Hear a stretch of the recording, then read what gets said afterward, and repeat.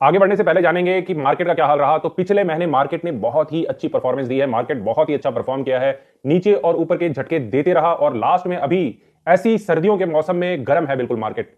और जहां तक हमारी कॉल्स की बात आती है तो 3 कॉल्स दिए थे मैंने, उनमें से एक ने स्टॉप लॉस हिट किया, एक ने टारगेट हिट किया और एक ने कुछ नहीं किया। ओवरऑल हमें 1% का लगभग 0.7% का नुकसान हो रहा है। 1% नुकसान आप मान सकते हैं। और इसमें जो एक्सिस बैंक परफॉर्म नहीं किया ना, उसका मेन रीजन था वो सुत्ती वाला। उसका वीडियो मैंने डिस्क्रिप्शन लिंक में भी डाल दिया है और आप यहां पे देख सकते हैं, यहां पे मैंने डाल दिया है। इसमें आप क्लियरली देख सकते हैं सुत्ती के कारण, मतलब गवर्नमेंट ने जो अपना स्टेक बेचा ना, उसके कारण एक फ्लक्चुएशन आई, लेकिन वो एक्यूमुलेशन का बहुत अच्छा मौका था। लॉन्ग टर्म के हिसाब से वो बहुत ही अच्छा शेयर है अभी भी। और जहां तक इस महीने की बात कर लें, दिसंबर मंथ में 3 स्टॉक बताने वाला हूं और साथ में एक बोनस स्टॉक बताने वाला हूं जो पूरे साल के लिए बहुत अच्छा परफॉर्म कर सकता है। सबसे पहले जान लेते हैं हमारे पहले स्टॉक के बारे में। तो पहला स्टॉक हमारा टायर कंपनी का है। 1958 में इसकी फॉर्मेशन हुई, बहुत पुरानी कंपनी है। और जहां तक ये इसकी सप्लाई की बात आती है ना, तो टाटा मोटर्स के अंदर में ये सप्लाई करती है, मारुति के अंदर में सप्लाई करती है, यहां तक अशोक लीलैंड, एस्कॉर्ट्स, महिंद्रा एंड महिंद्रा, आप हुंडई की बात कर लीजिए, किया, वॉक्सवैगन, मतलब कोई भी अच्छी कंपनी की बात कर लीजिए, वहां पे इसके टायर्स जाते हैं। और जहां तक इसका रेवेन्यू ब्रेकअप देखेंगे ना, तो 33% इनको ट्रक्स और बसेस से आते हैं। ट्रक्स और बसेस के जो टायर है ना, उनसे 33% रेवेन्यू जनरेट होता है। और सेकंड में आता है 2 टायर्स और 3 टायर जो अपने मोटर व्हीकल्स होते हैं ना, उनमें इनका बहुत अच्छा रेवेन्यू जनरेट होता है। 30% के आसपास उसका रेवेन्यू वहां पे जनरेट होता है और 13% इनका कार, पैसेंजर कार जो है ना, उसमें आता है। और बेसिकली नए टायर्स जो सप्लाई करती है उससे ज्यादा इनका बेनिफिट नहीं मिलता है। इनको क्या है, रिप्लेसमेंट जो होती है ना, बार बार जो टायर हम लोग चेंज करवाते हैं, उनसे इनका रेवेन्यू सबसे ज्यादा आता है। इसके ब्रांड एम्बेसडर कौन है? आमिर खान इनके ब्रांड एम्बेसडर है। और ये वुमेन्स T20 को सपोर्ट करती है, उसको स्पॉन्सर्स करती है। ये कंपनी कोई और नहीं है, 1800 रुपए में ट्रेड होने वाली ये कंपनी है सीएट। सीएट लिमिटेड ये कंपनी है। इसकी मार्केट कैपिटलाइजेशन लगभग 7200 करोड़ रुपए की है और इसकी प्राइस टू अर्निंग की बात की जाए तो बहुत जबरदस्त है। 190 का इसका प्राइस टू अर्निंग रेशियो चल रहा है, जो कह सकते हैं कि बहुत जबरदस्त, बहुत ज्यादा है। जो फंडामेंटल एनालिस्ट रहेंगे ना, वो सिंपल सा कहेंगे इसका पी बहुत हाई है, ये कंपनी लेने लायक नहीं है, इस तरह की बात करेंगे। लेकिन मैं उनके जस्ट कॉन्ट्ररी कॉल दे रहा हूं। मैं कह रहा हूं ये यहां से भी और जबरदस्त परफॉर्म कर सकती है। इसकी पी जो है ना, जो आपको 200 के आसपास दिखाई दे रही है ना, वो 250 300 के आसपास पहुंच सकती है।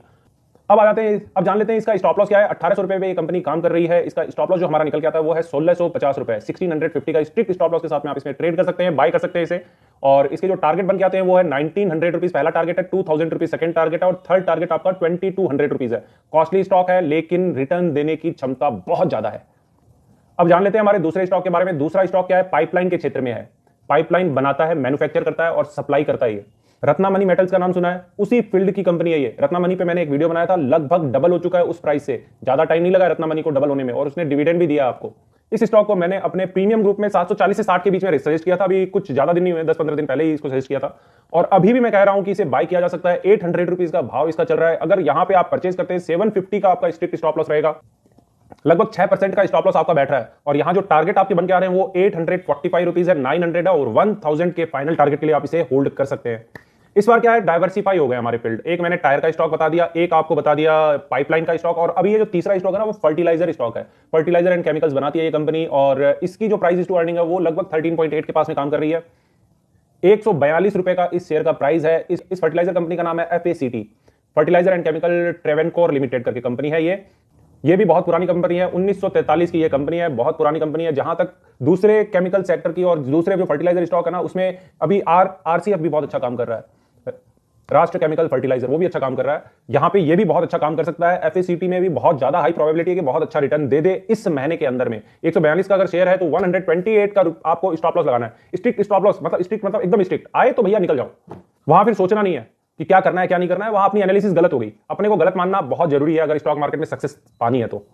इसके जो टारगेट है वो है 150 रुपए और 165 इसका सेकंड टारगेट है और थर्ड टारगेट 185 रुपीज है। अब हम जान लेते हैं हमारे मंथली स्टॉक, तो ये तीनों मैंने बता दिए। अब वो बड़े बढ़िया स्टॉक के बारे में बता देता हूं जो आने वाले समय में बहुत जबरदस्त काम कर सकता है। वो रिफ्रैक्टरी की एक कंपनी है जो रिफ्रैक्टरी बनाती है। रिफ्रैक्टरी का काम क्या है, आप सिंपल सा समझ लीजिए, अंदर में जो चिमनियां बनती है ना इनकी, जो स्टील बनाते हैं कंपनी, जो आयरन और को पिघला के स्टील बनाया जाता है, उसमें जो इनके जो फायर चैंबर्स होते हैं ना, उसके अंदर में रिफ्रैक्टरी लगाई जाती है। यही रिफ्रैक्टरी प्रोड्यूस करती है ये company.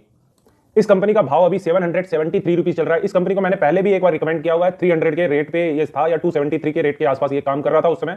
RHI मेगासाइट India limited company इस कंपनी का नाम है।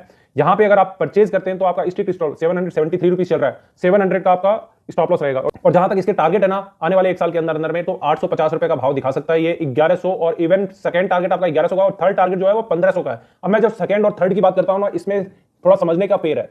अभी क्या होता है, जैसे ही ये अपना फर्स्ट टारगेट जब चला जाता है ना, तो यहाँ पे अपना स्टॉप लॉस आपको कॉस्ट टू कॉस्ट रख देना होता है, और जैसे ही सेकंड टारगेट जाता है ना, तो अपना स्टॉप लॉस आपको फर्स्ट जो अपना टारगेट होता है वो स्टॉप लॉस शिफ्ट हो जाता है, और वहां पे कुछ क्वांटिटी आप लोगों को हर स्टेज पे बुक करनी होती है, और जो फाइनल टारगेट इसका 1500 रुपए वो भी आसानी से आ सकता है इस कंपनी के अंदर में। हाँ, एक और इन्फॉर्मेशन दे देता हूं कि मैं एक ट्रेनिंग लेने वाला हूं इस कमिंग संडे को, तो जो भी इसमें इंटरेस्टेड हो वो अपने आप को रजिस्टर कर सकते हैं, या फिर मैं अपना मेल आईडी डिस्क्रिप्शन बॉक्स में डाल देता हूं, वहां पे आप अपनी डिटेल्स दे सकते हैं, शेयर कर सकते हैं। फ्राइडे तक आप पेमेंट कर देते हैं तो मैं आपको उस ट्रेनिंग ग्रुप में ऐड कर